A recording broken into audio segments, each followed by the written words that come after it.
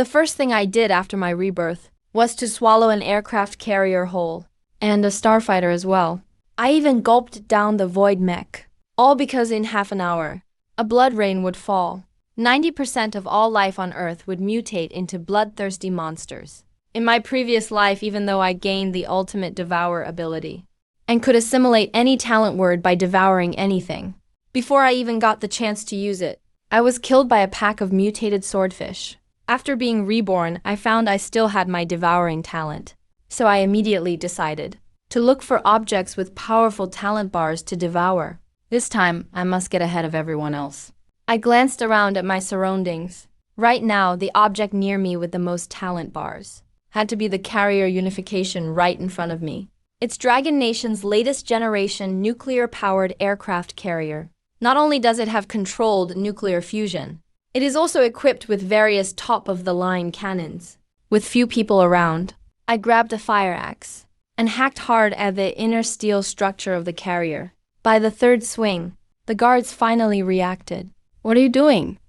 "Stop right now." Several guards quickly pinned me to the ground. "Go report to the instructor." Has this guy been at sea too long? Did he get some kind of mental illness? But just then my eyes lit up. I caught sight of a chunk of carrier debris I'd just hacked off. I shot out my tongue and swallowed the chunk of carrier metal whole. No, get his mouth open. Is he crazy or something? That thing will cut up his esophagus. He'll die. They weren't wrong. Swallowing it whole really did scratch my throat a bit. However, countless talent bars began to appear in my mind. Devouring the carrier was successful acquired talent. Nuclear power level 8. Iron body level 9. The moment level 9 iron body appeared, the pain in my stomach disappeared instantly. Now never mind swallowing a Tesla whole. Even if I swallowed a missile, I wouldn't die. I felt divine power surge through me. With a slight flex, I broke free from the guards holding me down. There were only a few minutes left before the mutation. I had to reach the main deck immediately. In my last life, the unification was nearly destroyed by a mutated humpback whale. This time I'll handle it myself. I dashed up to the deck, heading straight for the stealth Starfighter 40. "What are you doing? Stop right now, or I'll shoot." Ignoring the sailor's warning, I acted like I saw nothing. Then 2 bullets struck my body dead on, other than my clothes having some holes. I didn't lose a single hair. How is that possible? The guards froze in shock. I took all their gunfire head-on, ran up to the jet, broke off a chunk and stuffed it in my mouth. Devouring Starfighter 40. Success acquired level 11 super speed talent. Level 11 super speed gave me supernatural floating abilities. With a slight movement, I sped over a kilometer. I hovered above the sea and quickly locked on to my next target, Skynet-class electronic surveillance vessel. I repeated my method, landed and pried off a chunk of the hull, devoured it and gained a level 9 talent. Info invasion, level 11 recon. At this moment, crimson clouds spread across the sky. I wiped my face. The rain was red, with a blood-like rusty stench. The global mutation began. My thoughts stirred. Level 11 recon acted like a phased array radar, instantly scanning hundreds of kilometers. "It's you." I sensed the sea level surging up violently. A shadow even larger than a carrier was rising quickly. Sukun, after mutating, that's the humpback whale, now ramming at full speed toward the carrier's bottom. Inside the carrier's command center, the commander stared wide-eyed at the screen. If it hits, the consequences will be catastrophic. But the expected shaking never came. Sukun actually stopped 150 meters below. "Commander, look." The sensor officer shrieked and put the image on the big screen. That massive gray mountain-like beast was being held back by a single person. Even the usually calm commander couldn't help rubbing his eyes. Unbelievable. Is that really a person? Right now, I was completely changed from before. Gray hair, silver eyes, and 2 giant steel cannons appeared behind me, shadow floating over the sensors. Under the influence of the talent bars, my body was transforming into a mechanical ascension. I braced my head against Sukun, dead stopping his drive to surface. Level 9 super strength surged through me, forcefully pressing his massive head down. Sukun howled in fury. Deep blue marks appeared, all over his gray and white body, especially on his tail. He was clearly using supernatural power. Waves surged instantly. He slapped his tail, doubling his power at the seafloor. Even though these monsters gained huge bodies and strength, they also developed supernatural talents. But so what? What does it matter? Inside the command module, the commander and his staff stared wide-eyed, watching another aircraft carrier, whose shadow appeared behind me, angling down and slamming into Sukun's head. Super strength plus 150,000 tons of aircraft carrier weight. clearly made me even stronger. Like forcing a bull's head underwater. I crammed the rebellious Sukun hard back down. The crashing carrier shadow was nearly as real as a solid impact. An iron body wouldn't lose to flesh and blood. The seawater turned red with Sukun's blood. I stayed buried in the sea, withstood his counterattack, and forced him down hundreds more meters. Sukun was dazed by the blow. His head was damaged, and his movements slowed in a haze. Taking this chance, I darted underneath him and pushed upward with both hands. I glimpsed the sword-tail shadow of the carrier behind me, while two giant jet engines, spread out steel wings, even longer than the blade, super speed, flight, and wave braking stacked together, plus the carrier's super mystery power. I tore a rift in the sea hundreds of meters wide and several kilometers long. A massive chasm stretched out as I powered up with Sukun's mountainous body, shooting straight up out of the water. Sir, did I just see what I think I saw? An aircraft carrier is flying through the sky. My God. All the sailors on the escort ships and cruisers witnessed a scene they would never forget. The aircraft carrier is flying, and it's carrying Sukun thousands of meters up. It took everyone a while to process what they saw. The escort ship commander's hand shook. Damn, doesn't that look just like our unification? But our main ship's still on the water. Radar showed 3 massive objects. The one on the ocean is the real unification. My carrier's shadow was dragging Sukun even higher. 1 kilometer. 3 kilometers. Up to an altitude of over 10,000 meters. This is the safe distance for concentrated fire attacks. Commander, give the order. All ship captains are waiting for the flagship commander's order. The previous torpedoes have already injured Sukun. The staff conducted an analysis. Now our concentrated fire is enough to eliminate him. But there was hesitation. The person who helped us is still beneath that monster. Some people objected, because I'm still beneath Sukun. But some also consider me a threat, and suggest taking me down as well. The fleet commander waved his hand and stopped him. Our Dragon Nation has never attacked our own comrades. All weapons set to pre-launch mode, but not for attack. It's to be ready for support at any moment. Understood? Once this military order is given, no one dares to disobey. Even the worried staff immediately follow orders. Draft support plans immediately. At this moment, I've already pushed Sukun to nearly 20,000 meters in altitude, carrying Sukun, whose weight rivals an aircraft carrier. Flying to this height, even with my level 9 divine power, my arms are getting sore. Hey, take this move. Above Blue Star, the shadow behind me blasts blue particles. Jetstream level 11. Godspeed, my only talent above level 10.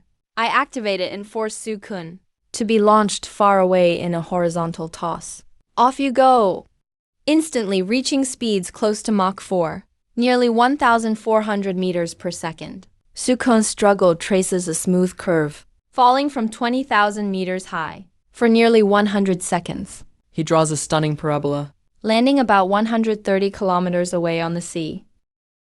Boom! The force of gravity from 20,000 meters up made Sukun hit the sea with impact, as hard as slamming into steel. A canyon tens of thousands of meters deep is gouged under the sea. Even stranger, he was like a stone skipping on water, bouncing dozens of times across the ocean surface, skipping for more than 100 kilometers. I was great at skipping stones as a kid. By the end, Sukun was barely alive, while everyone was stunned by this. Every ship's command room screen showed my face. I shouted, "What are you waiting for? You're at a safe distance now. Why not attack him immediately? Fire! What are you waiting for?" From that Skynet-class electronic recon ship, I used swallowed level 9 information intrusion. Finally became useful. With this shared technology base, I easily pierced all their firewalls and projected my face on every ship's screen. Each commander fell silent. Finally, the flagship commander issued the command first. Seize the opportunity and launch all missiles in pre-launch state. 3 waves of volley shots. Open fire. My image instantly vanished from the screens. Right then I was standing on the closest Linfeng 55 class frigate, tore off a chunk of steel, swallowed it down, devoured the Linfeng 55 class frigate, successfully gained talent entries. Sword-bearing guard LV9, invincible firepower LV8, solo combat LV8, gained several offensive talents instantly. The aircraft carrier Shadow behind me now has tons of missile launchers on both sides of its deck. The illusionary hypersonic missiles became real and launched with the fleet's missiles at Su-kun. In terms of single-ship firepower, aircraft carriers are not as good as dedicated frigates. Their strength is jet fighters, cannons, and missiles, slightly weaker in firepower. But after devouring Linfeng 55, it's like I have a missile base behind me. Linfeng 55 is Dragon Nation's strongest frigate of over 20,000 tons, with Blue Star's top firepower. This top-tier firepower lineup, after I devoured it, my aircraft carrier Shadow was fully transformed. Hundreds of missile tubes lined both sides of the deck. Thousands of missile silos. My power alone equals an entire fleet. These are not just for show. Nuclear power LV8, controllable nuclear fusion, provides me endless energy. In an instant, the flagship and I were shrouded in smoke and dust. A round of full volley launches. Over 100 hypersonic missiles took off, swiftly changing direction in the air. My missiles were enhanced by superhuman power. Terminal speed nearly Mach 40, 10 kilometers per second. Within a dozen seconds caught up to Su-kun over 200 kilometers away. Impact error less than 10 centimeters. With this kind of speed and accuracy, even if the King of Ultra came from a tokusatsu show, he'd take 100 hits. Not to mention Su-kun, who's moving at just 30 knots. The badly injured monster had no time to recover. Huge waves of explosions thundered one after another. Shockwaves ravaged the entire sea area. Massive seawater was pushed far aside. A real tsunami formed. Missiles exploded dozens of meters underwater, instantly blasting millions of tons of water into the sky, creating water walls 2,000 to 3,000 meters high, crashing down into a 100-meter-high tsunami, power rivaling an internal nuclear blast, even exceeding those of some old nukes. Only then did the fleet's missiles arrive. By now Su-kun was pulverized, all that was left to shatter his remaining bones. But I still flew at full speed toward the blast site. Killing such a mutant beast would definitely yield loot. After flying for about a minute, I reached the patch of sea where Su-kun died. Using reconnaissance perception, I easily found a massive energy source. Used my wave-breaking talent to part the sea. A crystal the size of a small millstone, with a deep blue color. I brought it up in my arms. This is a demon core. Demon cores will become hard currency in the world. They can boost superpower levels, and are used as energy sources for alchemy and forging. This demon core is only from a level 3 Su-kun, killed right after mutated. But it's massive, and contains as much energy as a lord or king level beast. The mutation has just begun, without an alchemist or forge master. My only choice is to eat it. I held the demon core, chose the most violent way to absorb it, gnawing. I bit off a piece the size of a date, swallowed it. Thanks to my level 9 steel body, I fear no risk of exploding. Following the usual cultivation is just too slow, so I kept biting off pieces. My aura rapidly grew stronger. Amid the chaotic energy, my level steadily increased. Early, mid, late, peak first order, then second order superhuman. In just a few seconds, I broke through from first to second order, becoming an elite superhuman warrior. In my previous life, second order supers were always the backbone of human survivors. This little chunk is equal to the entire energy of a level 3 mutant beast's demon core. Even wasting 90%, it was enough for me to break through. Meanwhile, ultimate devour talent activated. Devoured the level 3 commander class mutant beast Su-kun. Gain talent entry. Infinite growth LV8. Front LV5, Devour LV6, Super Regeneration LV7. Power of the Ocean LV7, Divine Strength LV7. The number of these talent entries is on par with those on the carrier. Just the levels are slightly lower. Infinite Growth is Sukun's core talent. It allows unrestricted physical growth, enhancing combat power, combined with Devour at level 6. In his previous life, he grew into a massive being weighing millions of tons, reached 4th tier overlord level, relying on his enormous size and super regeneration. Even 7 Emperor level monsters in the MV wouldn't want to mess with him. Became an ocean scourge. I activate the Devour talent. A huge black whirlpool appears, stirring up a level 8 gale. The seawater rushes in. I toss a millstone-sized demon core into the whirlpool. Devouring efficiency and utilization rate boost dramatically. In a flash, my cultivation surges to new heights. Can't help but belch in satisfaction. A burst of blue light sprays out. It shoots out for dozens of meters. The energy expelled in just one breath is enough for an average Tier 1 Transcendent to gain a small breakthrough. The demon core is too big. I've overeaten a bit, so I direct the excess energy into the carrier's phantom behind me. Activate Infinite Growth. The carrier phantom expands from 150,000 to 500,000 tons. Over 3 times bigger. It's even covered with a layer of biological membrane. The hull turns into a teardrop-shaped fish belly design. Blue-black coloring with mysterious patterns.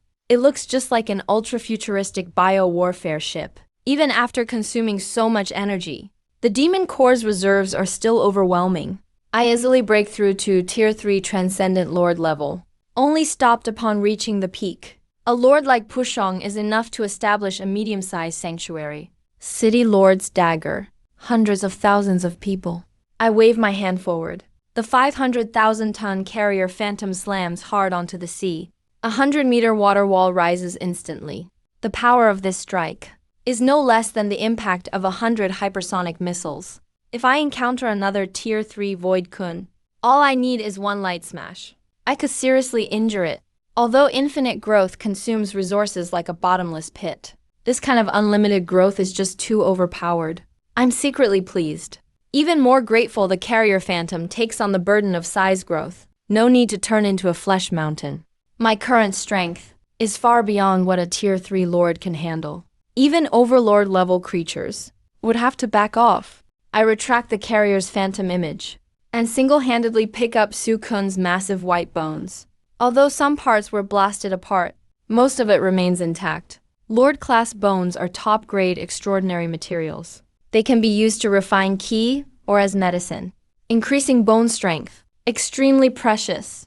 Dragging this 20 or 30,000-ton skeleton, I look up at the pouring sky. The rain grows heavier and heavier. Mutation is still ongoing. I imagine more than half the global population, animals and plants have mutated by now. I drag the bones and fly toward the carrier fleet. The carrier fleet is among the few places immune to machine mutation. Extraordinary power charted the unified destiny, carrying the Dragon Nation's major national weapons on its back. Its LV-10 level allows Unity of Destiny to shield it from the rain. He would have been heavily wounded by Sukun. Destiny would have leaked out. But now I've saved it, so it's preserved. The carrier fleet is enough to take out commander-level threats, and can injure overlord-class monsters. But the soldiers are far too vulnerable. I've decided to help them awaken extraordinary powers. Within the fish's spine is fish marrow, once called soft gold. It's found on Sukun, the only resource common people can absorb. Using it to stimulate soldiers will awaken extraordinary talents in most. Even if they don't, it'll strengthen their bodies, making them para-extraordinary soldiers. Inside the Unified Destiny's command cabin, personnel at every level are busy. The Chief of Staff asks, "Any findings? Have you found any loophole in the electronic network?" "Not yet, sir." The electronics officer is sweating at the brow, looking troubled. "Chief, the firewall wasn't breached. The other side seemed to have our keys, just bypassing our defenses directly. How is that even possible?" The Chief of Staff is shocked. This kind of bypass is scarier than forced destruction. Their Skynet-class electronic reconnaissance vessel is already the very top configuration. "Report, That person is approaching us at high speed. Flight speed is about Mach 12. They'll reach our position in approximately 58 seconds. Radar operator reports. My stealth abilities are very strong. What actually shows up on radar is Sukun's skeleton. Mach 12 and the staff are in an uproar. Wasn't it only Mach 4 before? How's it suddenly 3 times faster? Every contingency plan we had for that is useless now. They have no countermeasures. My speed, stealth, and electronic hacking abilities make it impossible for AA to keep up. Radar is almost useless. Missiles might not even launch. Just how is he pulling all this off? Everyone is baffled. Should we intercept? He's about to breach the security perimeter. A staff member asks, I think we should fire. We can't entrust our fate to an unknown. He doesn't seem hostile. The staff are split. Half want to fight. Half suggest communicating. Everyone looks at the silent fleet commander. This hawkish commander is always tough. Often leads the fleet to deter other nations. But the commander doesn't give an order immediately. He just keeps replaying on the screen the footage of me fighting Sukun until it loops through once, then zooms in on the image. Look, he's wearing our military boots. The belt is Navy issue too. The rest of my clothes were already shredded by bullets and bombs. Only the dragon bone remains intact. Navy boots and belt. Their insignias are clear. He's one of our own. He's our soldier. Someone opens their eyes wide, eyes filled with passion. This is a humanoid carrier. No one mentions attacking or expelling him anymore. The commander orders check if any unit is missing personnel. Verify his identity. Soon after, he frowns. A human with this much power. Monsters in the ocean rival a mothership. On top of that, this weird rainfall. Earth is definitely witnessing some kind of anomaly. Send someone up the chain to ask for information. No need to communicate. It's pointless. My voice suddenly comes through the screen. I've hacked their electronic systems again. Stop wasting your effort. Right now, the machine mutation is global. Probably more than half of humanity has become monsters. The people handling communications are likely mutants by now too. Even if not, the chaos is total. They won't get an answer soon. Hearing this, Everyone's face turns grim. The nation they're defending is experiencing disaster. The commander doesn't hesitate. Orders the entire carrier fleet to return to base immediately. Prepare for sacrifice in battle. The command room's mood turns deadly serious. Every ship turns at full speed, racing towards the Dragon Nation mainland. All warplanes prepare for takeoff, getting ready to deploy one after another. All sailors prepare for land combat. Even though we're the Navy, when the Dragon Nation needs us, we are the Army. The commander's speech goes out on all frequencies, stirring and passionate. Hearing this, I can't help but feel fired up. I was a Navy member myself, but I immediately stop him. Letting the soldiers go out like this, they'll lose the national destiny's protection, and the rain will still trigger mutation. The commander frowns. So what do? He's willing to accept soldiers' battlefield deaths, but not them turning into monsters. At this point, I'm already dragging Sukun's fish bones into fleet's view. With a heavy toss, I block the path of the fleet. I'm back to help. If you want to be unaffected, you just need to awaken your talents. Become extraordinary. I use the cum channel to explain the rain's effect. In an instant, every officer and soldier on board starts breathing heavily. Extraordinary evolution. If we awaken, could we become as strong as you? Probably not. My talent is unique. Combat strength is in another league. The commander is a bit disappointed, but quickly recovers. If you do what I say, after awakening, every soldier could rival a king of soldiers, enough to handle ordinary mutant monsters. I break off a segment from Sukun's spine near the skull. Pull with force. A golden, gel substance glowing with faint blue comes out. This is the rain. Hundreds of meters long. Incredibly tough. The best resource to awaken ordinary people. I toss it onto the Unified Destinies deck, sprawled out like a supergiant python. taking up enormous space. The deck's soldiers are already in formation. The trade I propose is simple. 1 drop of blood from each soldier. A newly awakened extraordinary soldier usually only gets a talent no higher than LV3. But there are tens of thousands here. I offer rain to help awaken them. In exchange for 1 drop of blood each, and gain thousands or tens of thousands of talent traits. Mutual benefit. The soldiers line up. Each comes forward and slices a bit of rain, applies it to their skin, especially at the center of the forehead. Soon the first soldier bursts into flames, successfully awakening fire manipulation ability. Then, warriors were suddenly surrounded by vortices. They awakened wind-related talents. The effects of the rain were remarkable. Almost half the warriors awakened their talents. Fire control, wind control, power gathering, gravity manipulation, everything imaginable. One warrior even awakened a level 2 space talent, capable of short-distance teleportation. There was also one who awakened a rare soul-type talent, able to perform simple soul searching. Scenes like this were happening simultaneously on every ship in the fleet. One naval warrior after another was quickly awakening as extraordinary soldiers. I wasn't idle either. My figure shot off from the mothership's deck. A light tap with my toes, and I landed on a newly surfaced Type 099 nuclear submarine. Red 1. One of the fleet's 3 attack nuclear submarines. A top-tier weapon of war displacing over 20,000 tons. I coveted its talent keywords, but I was wary of the submarine's deep-sea operation features. I didn't dare damage its structure, so I removed and devoured its replaceable periscope. After successfully devouring it, I gained Deep Dive LV9, Super Pressure Resistance LV9, and a dozen other talent keywords.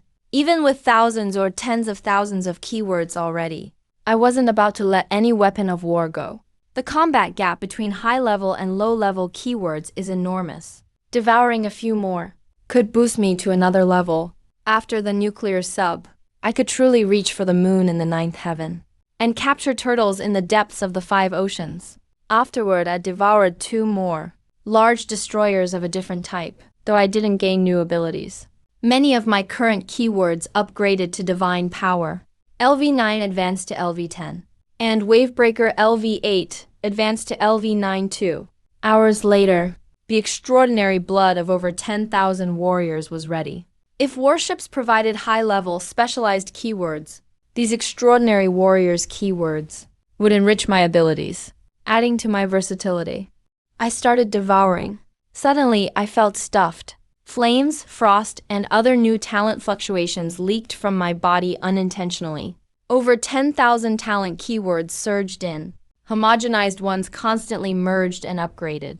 Ordinary keywords like Fire Control Master rapidly advanced, eventually evolving into Flame Grandmaster LV6 and Stormbringer LV5. Among them, War King LV4 and Combat Skills Master LV5 surprised me the most. They instantly clarified the chaotic keywords in my mind. My combat ability jumped instantly by 30 or 40%. I spent another half-hour streamlining. In the end, I was left with 700 or 800 high-level or rare keywords. I stood up, determined not to return to the carrier, heading back to Dragon Country, even if there were too many monsters. It's crucial to take them out before they reach their peak. The commander-in-chief has left. I knew the commander put down the portable screen, which held all my information. He didn't show any signs of forcing me. He just said, forget it. He withdrew the effort he placed on me. Let him go. He's a warrior who came from here. We have to trust him with his abilities. Acting alone, he can accomplish even more. The commander changed the topic, projecting a report onto the big screen. Everyone looked grim. The whole world had fallen. Red clouds cover the stars. Rain never stops. Even as humanity is ravaged, even with nearly 100 million extraordinary warriors, but with a population of 800 or 900 million, not to mention countless animals and plants. The gap is huge. Rush to the coastal cities as soon as possible. How much longer until we arrive? We must do everything to build the first shelter, to protect as many compatriots as possible, preserve the seeds of hope. 5 minutes later, at Mach 12 speed, I rushed from the ocean to Lin City, the southernmost city of Dragon Country. I remember this place. There was once an apex creature that mutated from the zoo and destroyed the entire city. I landed on the tallest building in the city, closed my eyes and used my detection ability to scan the whole city. Soon locked onto a massive energy source in the east. Got you. 3 seconds later, I flew above that monster's head, recognized it as Wildstar, a Lord-level mechanized mutated being, 56 meters tall, swinging a 30 to 40 meter high building like a club, easily sweeping aside blocks of buildings. It could even devour humans to accumulate evolutionary energy, especially extraordinary warriors, which were especially nourishing for it. At the edge of the ruins, A group of 56 survivors was desperately fleeing. their extraordinary protector had just been eaten by Wildstar. This monster's strength is just too terrifying. What do we do? It's so fast. We can't escape. Someone fell to their knees in despair, praying to the gods. The sky suddenly darkened. The survivors thought it was rain getting heavier. But Wildstar suddenly looked up, sensing a power equal to its own. Even without a difference in life level, it couldn't help but stand up. I unleashed gravity manipulation and mental intimidation, along with my air control abilities, drained the air around it, then summoned an aircraft carrier with a displacement of 500,000 tons. The Phantom blotted out the sky as it crashed down. Wildstar roared and tried to escape, breaking free momentarily thanks to its powerful body. But after only running 100 meters, I used my teleportation portal to send it back onto the carrier. Beneath the Phantom, the massive air pressure instantly shredded its flesh. Before my sword even touched it, it was crushed into dust. Even its Lord-level demon core was shattered. I activated Devour to absorb the demon core's powder.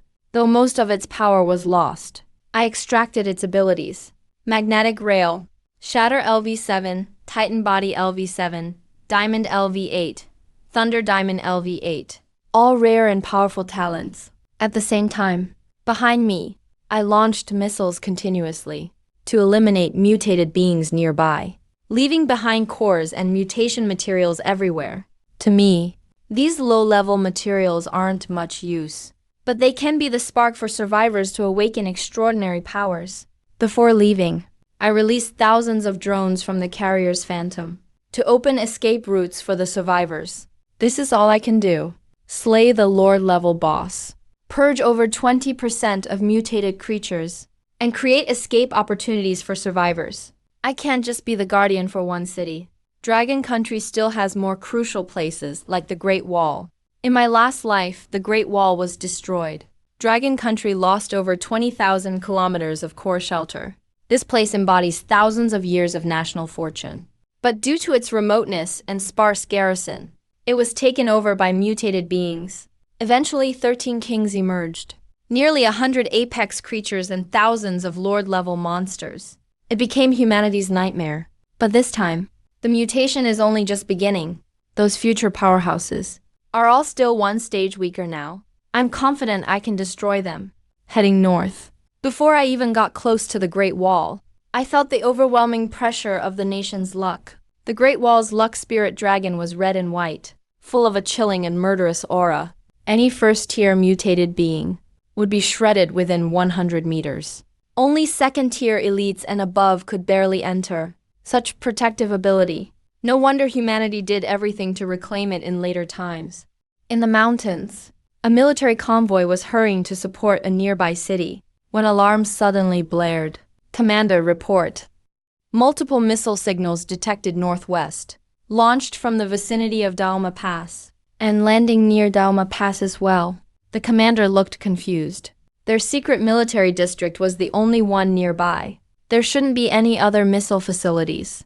In midair, I recalled the carrier's Phantom, with the missiles having already cleared most of the mutated beings outside the wall's protection. I rushed into Dauma Pass. The Luck Spirit Dragon did not block me, clearly recognizing my Dragon Country identity. Below the wall, quite a few Tier 2 elite mutated beings lay in ambush, but dared not approach. Atop the wall of Dauma Pass, a mountain-moving earth dragon coiled. A Lord-level aberration. It was a mutated giant lizard. That awakened dragon bloodline. Over 20 meters long.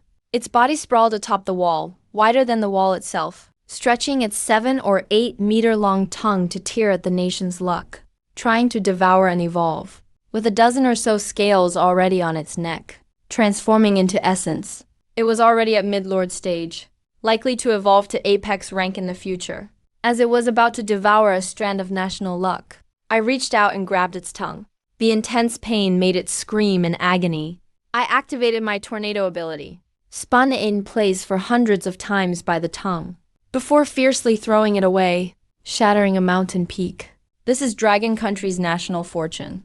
I absolutely can't let it be ruined by aberrations. After crushing a few more Tier 2 elite aberrations underfoot, I summoned the carrier's colossal phantom again. The carrier's size was immense, and my destructive power was also great. It would easily damage the Great Wall, throwing the mountain earth dragon far away, so I could unleash my full power without worry. I raised my hand and triggered the celestial tremor ability, hurled the super carrier like a meteor, just as the mountain earth dragon lifted a shattered mountaintop. Its mountain-shifting talent could manipulate the Earth's forces many times its body weight. With remarkable power, thanks to its draconic body and control over the land, even as a mid-stage lord, it stood out among lords, which is why it could control this top section of the wall, of such excellent quality. But when the carrier hit the mountain, it lifted. Shatter LV7 ability instantly weakened the land's strength. After less than 2 seconds of contest, the land broke and collapsed. With gravity enhancement, the 510,000-ton carrier's weight was doubled. Unstoppably crushed the mountain earth dragon in half, breaking its body in two. I instantly used my portal to retrieve its belt, but my gaze turned to the sky. A golden light sped away. Since you're here, you might as well stay. The light was extremely fast, reaching several Mach per second, but couldn't escape my multiple detection abilities. I saw it was an Azure ROC, a Lord-level mutated bird. Ordinary bird, but after mutation awakened AROC bloodline, excelling at supersonic speed, one flap of its wings nearing Mach 10. Originally came to compete with the Earth Dragon for territory, but after the dragon was killed, turned and fled. I summoned the JX-4, OA supersonic fighter jet, its phantom shadow trailing, base flight speed reaching Mach 125. Far surpassing the ROC. I further reduced my own gravity with control, removed air resistance with air manipulation, and boosted speed with wind control talents, soaring past Mach 16. The distance between me and my companions grew wider. After chasing for dozens of kilometers, I noticed 2 more Lord-level Mecha mutants in the distance, Shadow Wolf and Faceless Boar. They were allies my companion invited to help seize the Great Wall. Seeing my companion fleeing, they roared in confusion. I couldn't be bothered to tangle with them. Casually, I summoned the carrier and the Void Kun. The phantom struck downward. After 2 loud booms, the 2 ordinary Lord-level monsters were instantly smashed to pieces. Their monster cores were collected by the summoned Savage Gorilla and the mountain-moving Earth Dragon Phantom. Soon, I was right above my companion, stepping on his wing, making him plummet thousands of meters, wailing in pain.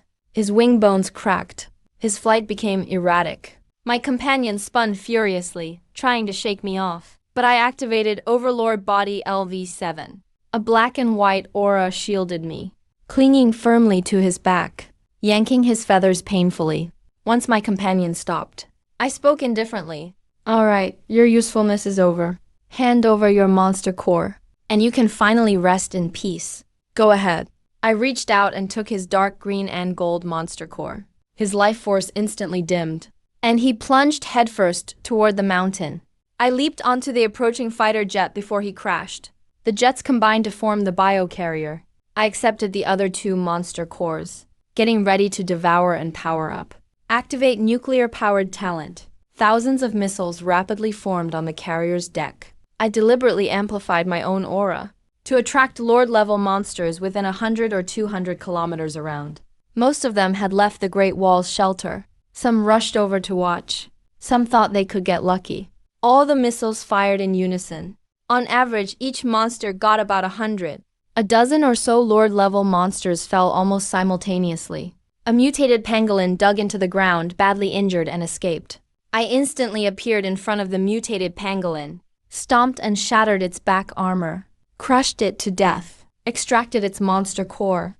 At this moment, in my hand, were the mountain-moving Earth Dragon Bronze Shadow Wolf, Faceless Python Pearls, and the mutated pangolin's monster core. I picked up the mountain-moving Earth Dragon's core first, practically a fake dragon pearl. Began devouring. Devouring complete. I gained mountain-moving power LV7. Earth Power LV8, Dragon Bloodline LV3, Earth Dragon Subdragon LV5. Although the dragon bloodlines were thin, they brought comprehensive, fundamental attribute boosts. Even more unexpectedly, the dragon bloodline and Earth Dragon Subdragon resonated with my national power weaponry trait. National fortune constantly poured into these two entries, rapidly leveling them up. Eventually, Dragon Bloodline reached LV10. An Earth Dragon Subdragon evolved into National Guardian Gold Dragon, True Dragon LV10. Dragon markings appeared all over me. Golden radiance gleamed on my brow. Even my blood turned dazzling gold. My power soared. Then I devoured the bronze monster core. Acquired Godspeed LV11. Wind Control LV8. ROC Bloodline LV3. Bronze Subspecies LV5. Also powered by National Power Weaponry. Bloodline upgraded to ROC Bloodline LV10.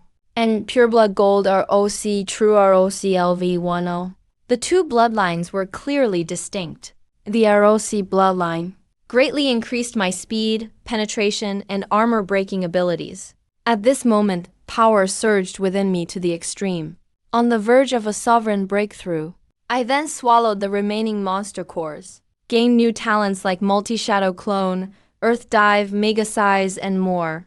Afterwards, 11 talents LV10 and above began transforming into Domain, Fortune Domain, Speed Domain, and Stealth Domain. When all 11 layers of domains are fully deployed. Among them, the Perception Domain LV2 is still continuously expanding outward. Its sensing range is extremely far. I limited the Perception Domain to a radius of 1,000 kilometers, then stopped expanding further. Going all out, I could cover most of the planet. But the massive amount of information would become a burden.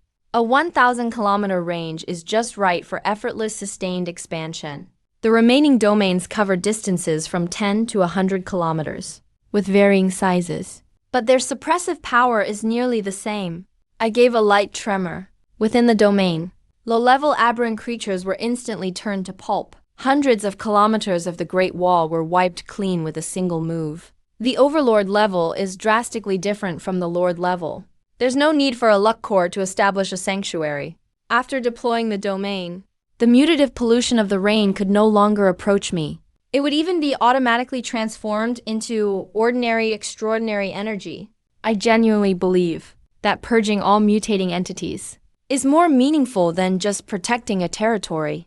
Empowered by the Speed Domain LV2, my flight speed nearly doubled. Within seconds, I slaughtered all the hidden Lord-class monster races on the wall, leaving none alive. Under the suppression of the Overlord-class domain, they had no power to resist. With a simple grab and squeeze, I could end their lives. Just as my aura was at its peak, my Northern Perception domain was suddenly ripped open by brute force. A gap appeared. A blank space emerged within my perception. Only another Overlord-class creature could achieve this. No one but another Overlord of the same level. Who dares to spy on me like this? I wasn't even planning to mess with you yet. But you're coming to pick a fight yourself. The opponent is extremely fast, approaching in the blink of an eye. It turns out to be a winged tiger, possessing both black and white dual domains, specializing in corrosion and carnage. He just advanced to Overlord and wants to make a name for himself by defeating me. And he mistakenly thinks I'm a support-type Overlord. From over 100 kilometers away, he speaks aloud. Hey, you far away. Why not just surrender to me? I can overlook your previous spying offense. You, an extraordinary being focused on perception support abilities, lacking much combat power. Even if you've evolved to the Overlord level, you'd still be a bottom-rung weakling. You might as well follow me and assist me. Together we'll conquer territories. You provide me a boost. I'll offer you protection. Swear loyalty to me. How about it? Half a minute later, the winged tiger arrived in front of me. When he saw my human form, he was stunned for a moment, and then roared in shame and anger. He'd once been imprisoned by humans. Now he wanted to subdue me to get back at humanity. Submit to me. His aggressive tone made me frown. Courting death. I activated my domains again. First, Luck Domain LV1. The winged tiger acted arrogant. Next, War Domain LV1 unleashed. He paused mid-stride. His expression became grim. When the Lychee Domain and other domains like Dragon Blood Domain bloomed together, he instantly tucked his tail and tried to flee, only to find he'd been suppressed by my Perception Domain. The compressed Perception Domain dramatically increased in intensity, squeezing his double domains tightly around him. The Speed Domain within 100 meters slowed him down. The Sky Domain stripped him of his flying ability. The winged tiger plummeted to the mountains like a projectile. I teleported right after him, kicked him twice, knocking him half dead, then grabbed him by the neck like a stray cat. Don't kill me, I can be your mount. Just a second ago, you were yelling for me to submit and be your servant. The next second, you're begging for your life, wanting to be my mount. Don't you find that ridiculous? I replied speechlessly, and casually snapped his neck, extracted his black and white monster cores. When the winged tiger died, an overlord's death wail rang for 1,000 miles. This is an omen of an overlord's demise. After devouring his monster cores, I gained the Retro Domain Lee and Steel Shark Domain, bringing the total number of LVE domains to 13. I stored away his corpse, returned to the aircraft carrier's prow. At the Hydra gate, a black ROC suggested to the 7-colored peacock, "Big brother, that 6-winged tiger is dead now. Why don't we go grab a share too?" His corpse and monster cores are a tremendous supplement if eaten, which could save us a lot of cultivation effort. The 7-colored peacock hesitated. If that person could kill the 6-winged tiger, their strength can't be much less than ours. Ah, come on, big bro. What are we afraid of? That 6-winged red fox wasn't anything impressive anyway. If it were me, I could handle them alone. That person's probably just a natural-born overlord. 2 of us against 1. Other than those 2, who else would dare challenge us? They just fought a battle. Must be weakened. So let's pressure them to hand over the spoils. If not, we'll kill them. A greedy light flashed in the peacock's eyes. The flesh and monster cores of an overlord are worth it. This deal is doable. We'll each get a share of the meat and cores. Devour them to widen our advantage. Then seize a fortress. Each of us takes one. All right, let's hurry. Before they escape, both the Black ROC and the 7-colored peacock were natural-born overlords. The Black ROC had 3 domains, 2 level 1s and 1 level 2. The 7-colored peacock had 4 level 1 domains. Overconfident, they flew rapidly. Unaware, I'd already hidden the aircraft carrier above their heads. After devouring many monster cores, the carrier, powered by the infinite growth talent of Zukun, ballooned to 1,000,000 tons. I piloted it straight down in a dive. 1,000,000-ton behemoth blotting out the sky. Even as the Black ROC and Peacock unleashed 7 domains, they couldn't resist at all. The carrier swatted them away like flies. Each crashed into a different mountain. Stunned looks on their faces. Just how strong was that power?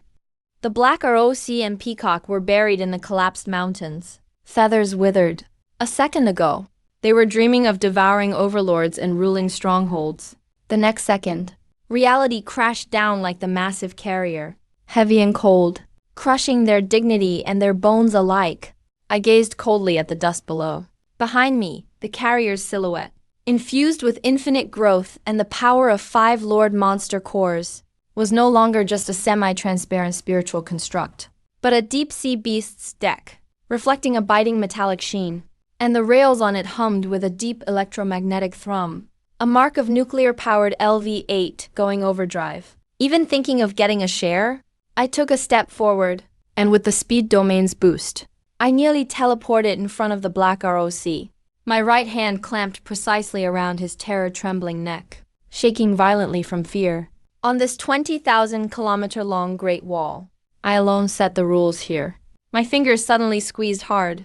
Divine Power LV-10 paired with Vajra LV-8 burst forth. The Black ROC's prized 3 domains felt as fragile as porcelain at that moment.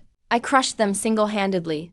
Devouring commenced. The Black ROC's life force turned into an endless stream of pure black energy, flowing up my arm and into my body. Because my level was now stabilized at Overlord, this same level devouring no longer brings the pain of body rupture. Instead, it's replaced by an intense cooling sensation. Talent acquired. Level 3 Wind Manipulation Domain, Level 1 Shattering Domain, and Luck Domain. Experience increased. Great Wall control improved. The distant 7-colored peacock witnessed this, frightened out of its wits. Its rainbow domain flickered madly. It tried to turn into an aura and escape. Since you're here, you might as well stay and become my power source. I didn't use my true body. Just a single thought was enough. The phantom of a carrier in the sky angled its side. 2 massive steel cannon phantoms materialized. They evolved after devouring the core firepower of the unifier. A deadly strike, 2 10-meter diameter deep blue plasma cannons, burst out, striking precisely on the path of the 7-colored peacock. Feathers rained down, filling the sky with color. The 7-colored peacock crashed to the ground, completely unable to fight back. I repeated the process, swallowing its demon core and spiritual imprint. The energy within me began to transform in quality. 13 layers of domains overlapped. In my sea of consciousness, a magnificent temple of war took shape. I know that the more beasts I slay, the longer the great wall I protect grows. This power will eventually evolve into a domain kingdom. Next. 3 days. I became the Reaper along this endless defense line, from Deo Meguan to Zijing Pass, then pushing all the way north to the distant Poshinju Pass. I piloted the spectral carrier weighing millions of tons, crushing all in my path, everywhere I passed. The purified domain forcibly swept away the filth, revealing the long-lost, desolate earth. I wasn't fighting alone. I used my information infiltration abilities to forcibly connect with the Great Walls. Remaining signal towers, I airdropped Su Kun's flesh, Earth Dragon's spirit, and even the blood of overlord beasts, in batches to the Dragon Nation's remaining defenders stationed there. I am a Dragon Nation Navy soldier, codename Carrier. I've taken over the Great Wall's defense line. Every outpost, every surviving reclamation regiment saw that sky-covering, sun-blocking flying carrier. They knelt in the mud, shouting in the rain, and I left behind the seeds of awakening, the energy liquid purified by my nuclear power. The Great Wall, which should have fallen in my last life, was forcibly reclaimed by me in this one for humanity. During these 3 days, I devoured a total of 12 overlord beasts that tried to claim the power of the dragon vein. Behind me, the carrier phantom evolved again, the once dropfish-like hull. At the rear, developed electromagnetic thrusters resembling golden ROC wings. And both sides of the ship were covered in heavy armor made from the scales of the mountain-moving Earth Dragon. This is my ultimate form. The Guardian Celestial Dragon Aerospace Carrier. Personal attributes, Overlord level peak, half-step king. Number of domains, 24 layers. Great Wall Destiny Fusion, 40. But on the dawn of the 4th day, I stood at Jinhai Pass watching over the raging seas. Gazing at the boiling sea ahead, I sensed that the real challenge had arrived. The rain was no longer a drizzle, but fell like a pouring waterfall. The sea level was rising. Not because of the tides, but because, deep in the sea, an existence terrifying enough to alter Blue Star itself, was born a gravitational presence. A roar, a soul-shaking monstrous laugh echoes from the depths of the endless abyss. The entire eastern main continent's plates are quaking. Through my perception domain, I see a silhouette larger than ordinary islands, making its way through the thunderstorm archipelago, heading straight for the southern seas of the Dragon Nation. That is the true mythological Leviathan, the 9-headed Hydra king, from my previous life. He is the ruler of these vast waters. He was also the first monster to ascend to king level. In my previous life, he devoured all the surviving cities in the southern part of the Dragon Nation in a single bite. No one could stop him. But this time, His target? is clearly the unified fleet I just saved. They're about to reach Dawn Harbor. Old friends, let me handle it this time. I take a deep breath, the nuclear-powered Luxing reactor in my body spinning wildly. Golden dragon blood surges through my veins like a tidal wave. I didn't rely on a fighter jet to fly. Instead, I launched a kilometer-long jump. The massive city-guarding Juanwu stone beneath my feet didn't budge an inch, but I'd already transformed into a streak of crimson gold lightning, shooting towards the southern sea region. On the surface, the unified fleet is fighting to the death. Countless mutating sea monsters and 100-meter-long jagged swordfish. Deep-sea behemoths covered in tentacles charging relentlessly. Yet in the center of the fleet, the warriors of the command unit are holding strong, because each of them carries a trace of awakening aura I left behind. They fire for the sake of the Dragon Nation. The commander drips sweat in the control cabin. All the close-in defense guns are glowing red. But in the face of that mountain-like, nine-headed Hydra king pushing across the waves, this firepower makes no difference compared to toys. The Hydra king's 9 heads rise above the clouds, each embodying a different element: ice, fire, poison, flame. He opens his huge blood-red mouth. Dark red rays of destruction building up. Is this the end? The chief of staff helplessly lowers his binoculars. Just then, a voice thunders across the sky, crackling with lightning. Who gave you the guts to lay a hand on my people? A 1,000,000-ton flash plummets from the sky, smashing dead center into the Hydra King's main head. Right on his main head. That's no missile. That's me. A supersonic impact after compressing my entire domain to a single point. Billions of tons of seawater vaporize instantly, creating a vacuum whirlpool crater 10 kilometers across. In a split second, the Hydra lets out a painful screech. His main head, strong enough to smash mountains, was forcibly stomped by me deep into his massive chest. I'm suspended in midair, the full phantom of the National Guardian Dragon mothership unfolding behind me. Gigantic metallic wings spread 10 kilometers wide. Countless mutation missiles enhanced by dragon blood sparkle like stars lighting up the night sky. That's the soldier codenamed Carrier. Sailors on deck cheer fanatically. The Hydra King's 8 remaining heads all focus on me, cruelty reflected in their serpent eyes. After all, he is a king-class monster, and his body can regenerate at a staggering speed. The head I stomped into his chest is restored in just one breath. Anthrax bug, devour you and I'll become a god. He sends out a piercing psychic wave. That's the pride belonging only to ultra-tier beings. Want to become a god? Ask my steel within if it agrees first. I thunder with rage, unleashing my strongest move since reincarnation. Domain fusion, the Iron Great Wall. I pull the 20,000-kilometer Great Wall's national fate phantom, spanning across space, and forcibly anchor it in the southern sea region. At that moment, I am not fighting alone anymore. Behind me stands the backbone of the Dragon Nation, thousands of years strong. 1,000,000 Dragon Nation warriors stand holding the line. The Great Wall's phantom transforms into a giant dragon, entwining around the phantom mothership. In an instant, my entire being and the carrier phantom become one. I am the sword, and the sword is me. The Hydra King launches his attack. 8 Forbidden's-level elemental beams converge as one, with enough firepower to pierce through Starblue's crust. But I charge straight into the destructive ray. My steel body evolved from level 9 to the Undying War Spirit LV-10. My deck sears crimson from the intense heat. But the kinetic drive of hydrogen has not diminished at all. A collision, the purest clash of flesh and force. I pilot the mothership.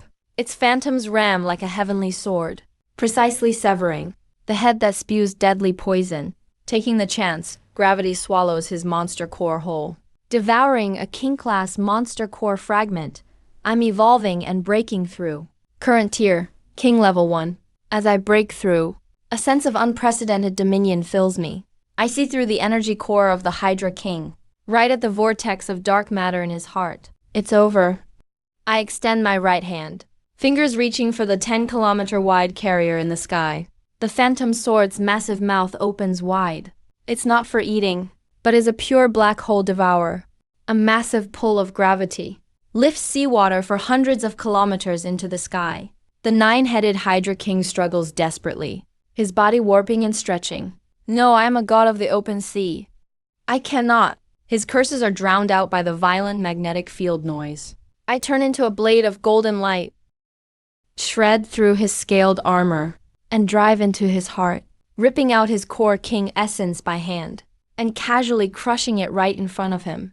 Absorbing it all into myself, the Hydra royal line, with the death of this strongest ring beast of Starblue. Even the clouds above split open with a massive tear. The first true sunlight since the cataclysm shines down on the wave-tossed seas for the first time in ages. Gasping for breath, I hover midair, the kink-glass monster core in my hand glowing with a strange light. Half a month later, Dragon Nation's Fortress City, Longdu, and all major frontier fortresses. Dozens of massive steel shelters have been completed. I did not claim the title of king, nor accepted the Supreme Command's highest medal. Instead, I chose the top of the Zhenhai Border Fortress Tower as my permanent station. In this life, thanks to my existence, China's population retention rate reached an astonishing 40%, 10 times higher than in my previous life. Along the Great Wall, there now stands an absolutely impassable death no-fly zone. Any beast that dares draw near will be reduced to ash by the carrier phantom patrols above. Turned to ashes. I'm sitting atop the highest point of the Great Wall, cradling a fire axe that's dulled from carving mountains, its edge nicked from relentless use, looking at the gradually healing wastelands below. I know even if the cataclysm hasn't truly ended, the real force behind the rain is still lurking in the depths of the universe. But in my mind's inner sea, the National Guardian Dragon Mothership is undergoing its final transformation upgrade. The day it fully materializes, I will no longer be content to play the defensive role. I will command this giant ship bearing the Dragon Nation's destiny to break through this blood-drenched sky and swallow that despairing, cursed red moon whole, devour it in a single bite. Restarting has only just begun. I whisper softly, silver light flashing in my eyes. That is dawn bright enough to tear through all the darkness. At that moment, the blaring world-level highest air raid siren blared simultaneously at every base in Dragon Country. This was also the first time on Azure Star. Materials had been combined with advanced tech to create deep space defenses. The wail of the radar on the communicator, the voice in my palm, sounded unmistakably terrified for the first time. Top secret observatory report. New trajectory deviation detected. The red moon is plummeting rapidly toward Azure Star. Gravitational tides have already caused volcano eruption warnings everywhere. 3 high-energy life forms are also breaking through the atmosphere. Their target is the heartland of Dragon Country. I jump to my feet. The ancient black stones around me, cracked with spiderweb patterns under my feet. Above the sky, thick clouds were violently torn apart. 3 colossal beasts entwined in dark red interstellar cyclones, each over 10,000 meters long, descended like apocalyptic meteors, smashing down on Azure Star like stone. One was an evil cosmic leviathan with 6 pairs of fleshy wings. One was a void shadow made purely of dark matter. And the last one, shockingly, was a mecha beast carrying the remains of an alien city on its back. A cosmic giant tortoise. Imperial. All were third-tier planetary beings of emperor rank or higher. They possessed no domains, because they themselves were the living disasters of collapsed cosmic order. On the surface of this wasteland, the delicious breeding grounds have finally ripened. A cold, emotionless dimensional thought instantly exploded in the minds of all surviving humans on all of Azure Star. Countless lower-level Transcendent Defense Force soldiers instantly spewed blood and collapsed. The red moon impatiently sent out its reapers. These 3 Emperor-class cosmic leviathans, even if just one landed, the generated kinetic energy would be equivalent to 10,000 top-tier extinction-class mutation bombs, enough to completely flatten the main continental shelf. Just these 3 alien mutts think they can devour the lands of Dragon Country? I sneered coldly. Finally, I tossed aside the firefighter's axe that had accompanied me in battle and slammed my hands together in front of my chest, revealing my peak king-class aura, letting it surge skyward without restraint. All units follow my command. Shut down all anti-air weaponry. Retreat into the underground air defense city. Whatever comes from the sky, I'll handle it. Before my words finished, I instantly activated any door and chained my newly realized space jumps. A sonic boom blossomed above the city gates. Sound waves echoed for miles. My figure crossed space, instantly appearing at the edge of the ionosphere, 80,000 meters above the ground. The air was thin here, almost non-existent, but with undying battle soul LV-10 and nuclear-powered luxing. Max, I stood here as if on solid ground. Get down for me. Facing the beast dropping straight toward me, the giant cosmic tortoise carrying the dead alien city. I made no move to dodge. With one arm, I support the sky. Gravity manipulation and mountain-moving strength stack 10 times over. transforming into a force that covers hundreds of square kilometers. An invisible gravitational field. A repulsion shield. Though the terrifying energy ripples in the vacuum of desolate dragon's blast carry no sound, those shockwaves of power directly shattered the sea of clouds below into hundreds of concentric rings. Celestial star turtle. That terrifying kinetic energy, comparable to an asteroid impact, was directly blocked by my single hand in the sky. The enemy are as insignificant as ants, but they actually have enough power to intercept us. Celestial star turtle's mind floods with disbelief. A droning hum. Countless pillars of destruction light up from the alien ruins on its back. You have no idea what power a human possesses. My eyes instantly turn into raging shining gold. In the troposphere behind me, the massive aerospace mothership that had been hovering for so long lets out a dragon's roar that shatters the starry sea and shoots into the sky. It merges directly with my body, completing the highest dimensional mech ascension fusion. My true form swells to a colossal 10,000 meters tall, becoming a Micha dragon god whose backbone is a divine dragon spine, with an aircraft carrier deck as its armor, and countless hypersonic main guns as alloy barbs. Mechanical dragon god, think you can handle my first move? Full-powered star annihilator. The main cannon on the mothership's bow lights up, blazing with white light even brighter than a star, empowered with the combined might of the guardian dragon. A 1,000-meter-wide pillar of pure white light shoots up to the heavens, piercing straight through the celestial star turtle. Its ancient shell, said to withstand a white dwarf's gravity, along with the alien city it carried on its back, and its massive internal organs, all vaporize instantly into cosmic debris. Utter annihilation with no suspense. A mighty Emperor-class star beast was blasted to dust by my cannon shot. Devoured the Emperor-class star remnant.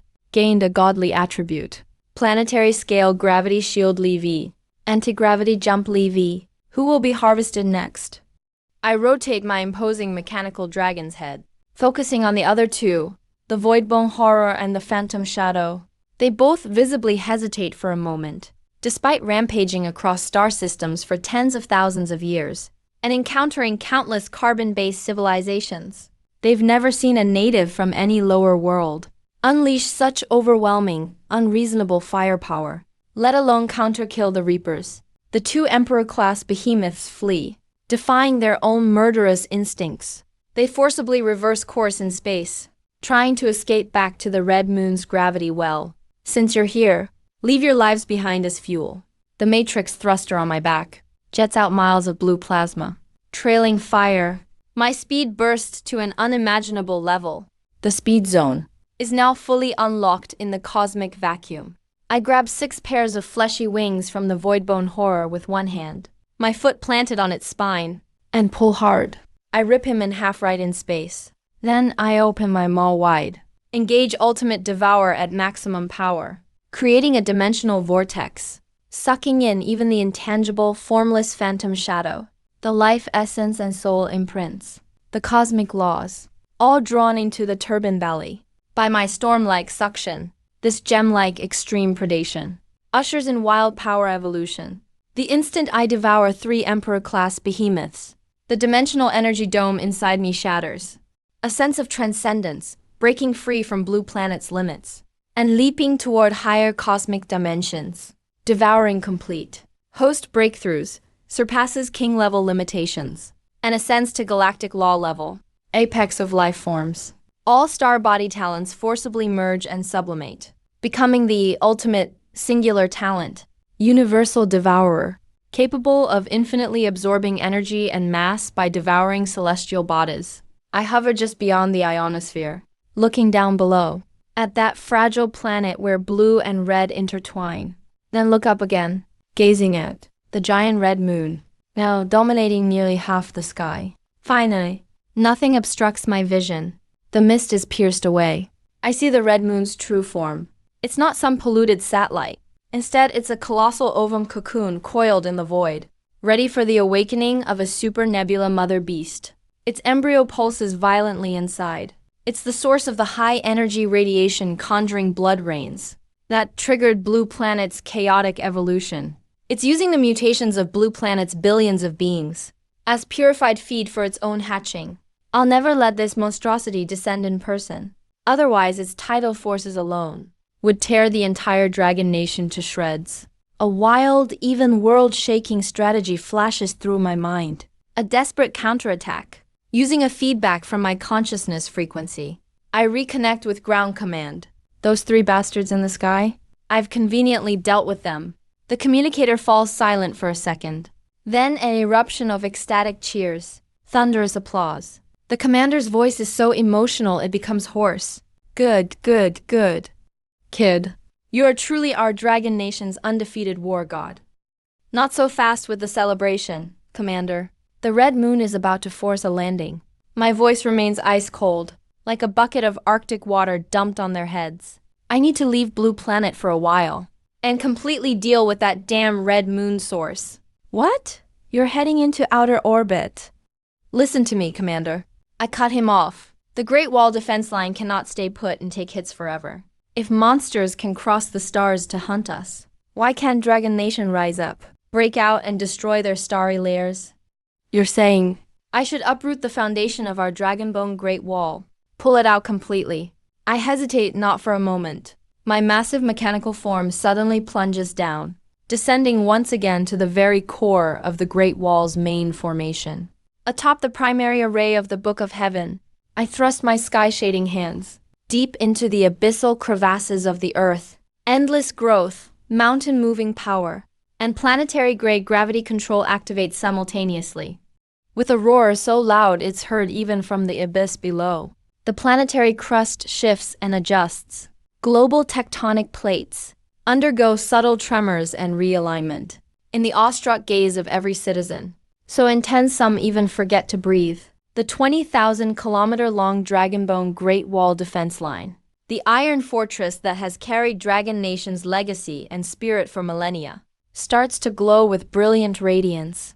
Breaking away from the earth with thunderous rumbling, the wall rises up from the ground, soaring into the sky, the ultimate fusion of sky and star warship. I drive my mothership's projected form directly into the heart of the Great Wall's jump field. In an instant, dirt and stone peel away, and the 20,000-kilometer Great Wall forcibly remakes itself, becoming an endless ring-shaped stellar fortress. A colossal loop, 20,000 kilometers long. A stellar power fortress connected end to end. Every ancient beacon tower evolves into a deep space antimatter accelerator. Every ancient brick transforms into self-repairing energy armor. The commander's eyes on the bridge are bloodshot, with not a trace of fear. The most insane military order in the history of Lungo civilization was issued. The craziest command ever given. Over 50 million awakened Lungo extraordinary defense troops piloted their power armor, and even their tamed mutant beasts turned into countless streams of light, and leapt onto the broad back of this stellar dragon. Sons and daughters of Lungo, today we won't just defend at home. Stay close and follow him, to the heavens to slay gods.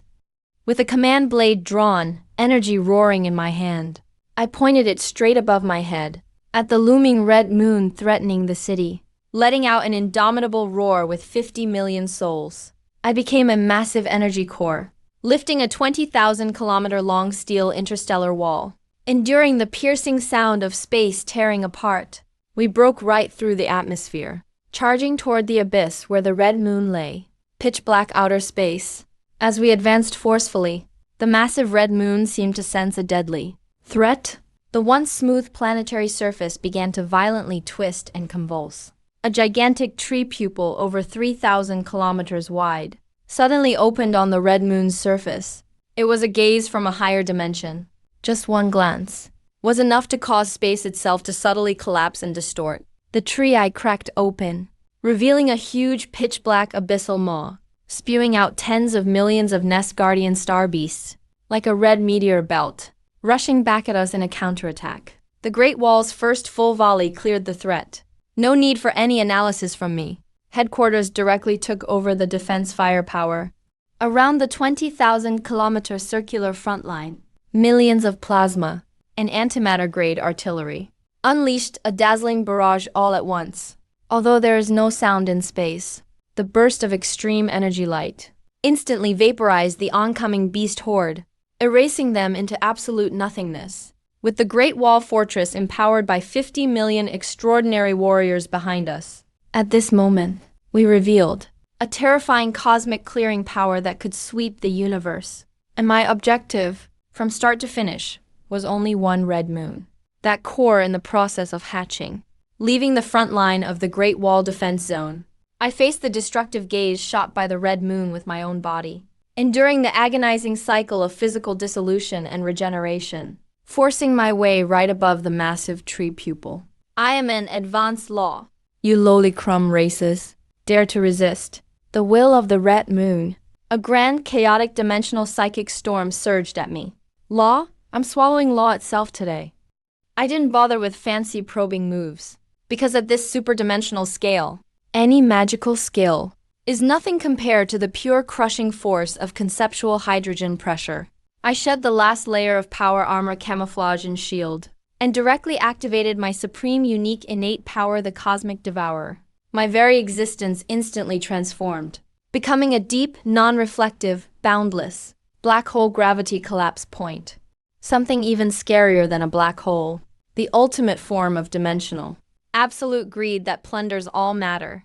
A massive annihilation force field erupted at my core, instantly enveloping the entire red moon in reverse. For the first time, the red moon's will emitted an overwhelming frequency of terror. Its stellar surface began breaking apart and disintegrating on a vast scale.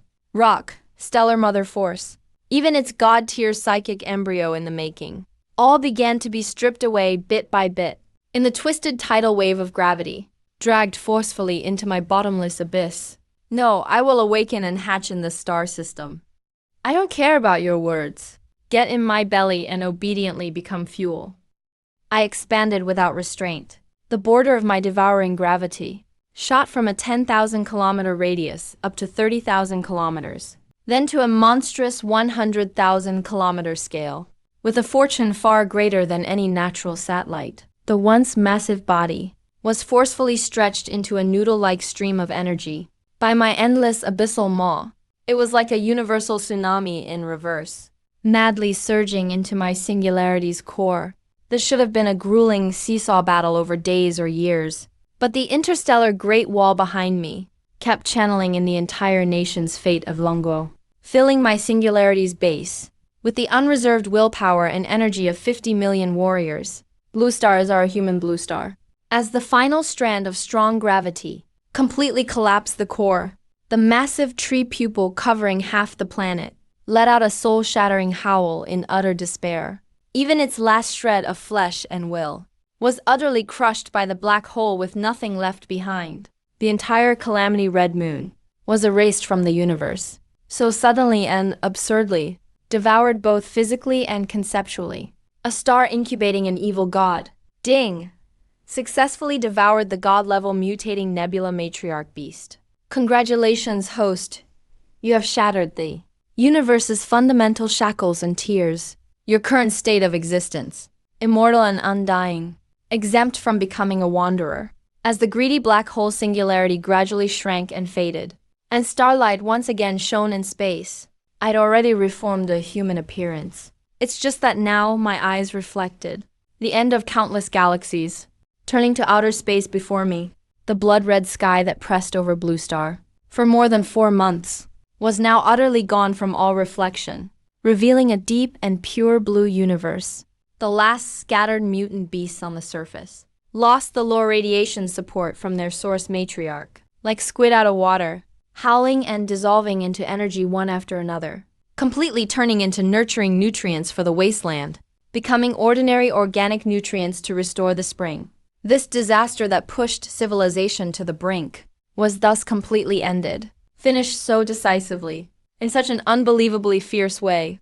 I hovered in space and turned back to look behind me at the golden interstellar Great Wall, floating quietly along the star path. In the Cum Channel, the always iron-blooded and resolute chief, who remained unfazed even in the face of disaster, actually faltered slightly with a trembling voice and shouted 2 words, "We won."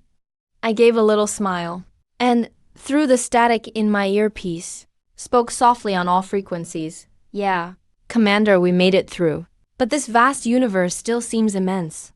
And there are even greater treasures hidden out there. I pointed off into the distance at the edge of my sight, to that unknown, magnificent deep space. And deep in my eyes, a hunter's excitement hunger flashed once again. This blue star was just a starter village. My appetite seems to have grown again. If headquarters is interested, how about joining me for an even bigger job deep in the galactic sea?